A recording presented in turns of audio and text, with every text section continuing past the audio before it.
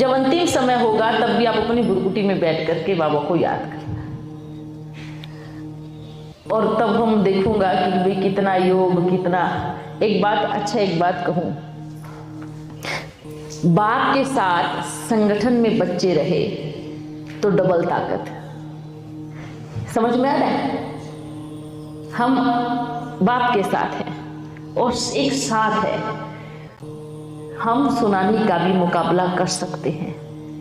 हाँ, आप अकेले अपनी बुरकुटी में बैठो, फिर तूफान आने दो, फिर आपका देखते कितना योग लगेगा। कहने की बातें होती है बच्चे, तो फिर आप सीधा परम धाम में बैठेंगे। तो सतयुग में जब जाएंगे तब क्या कहेंगे? उससे कोई मतलब नहीं है जो राजा है, वहाँ जंगल में एक पेड़ के नीचे बैठ जाओ अपनी बुरकुटी में, एक अपने आप को राजा समझो। ये तो ये मतलब हो गया कि फिर ये जो कहते हैं हमें और किसी से मतलब नहीं है, हमें ब्रह्मा से मतलब नहीं, हमें शिव से मतलब नहीं, हमें मैया से मतलब नहीं, तो इसका मतलब ये है कि आपको स्वर्ग से भी कोई मतलब नहीं, मतलब फिर स्वर्ग से भी कोई मतलब होना भी नहीं चाहिए, होना भी नहीं चाहिए।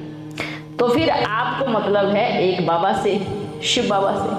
और बाबा भी कहता है, क्या कहता है बाबा भी? हाँ, मैं आता हूँ इस संसार को स्वर्ग बनाने के लिए। हाँ, मैं आता हूँ इस यहाँ पर धरती को स्वर्ग बनाने के लिए। अब जिसको सिर्फ मुझसे मतलब है तो वो बाबा के पास परम धाम में बैठेंगे।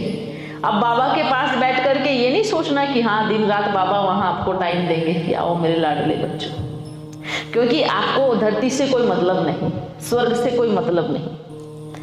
तो ऐसे भी बच्चे हैं तो उनको हम क्या कहूँगा, सन्यासी। जैसे कि एक दुनिया में एक कहानी बोलते हैं ना कि एक शिव का भक्त अर्थात एक शंकर का भगत था, तो बोलते मेरे को पार्वती से कोई मतलब नहीं, मेरे को, मुझे पार्वती को याद नहीं करना है, मुझे स्त्री से कुछ लेना देना नहीं है, मेरा तो एक महादेव है। ऐसे बच्चे, तो उसका क्या हाल हुआ? तो पार्वती ने क्या कहा, ठीक है आपको मेरे से कोई मतलब नहीं है तो फिर मेरी प्रकृति लेके आप क्या करोगे? तो उसने क्या किया, सब खींच लिया, तो राख बन गया, मिट्टी बन गई। और फिर आत्मा चिल्ला रही है, हे माँ मुझे माफ कर दे, मेरे से भूल हो गई है।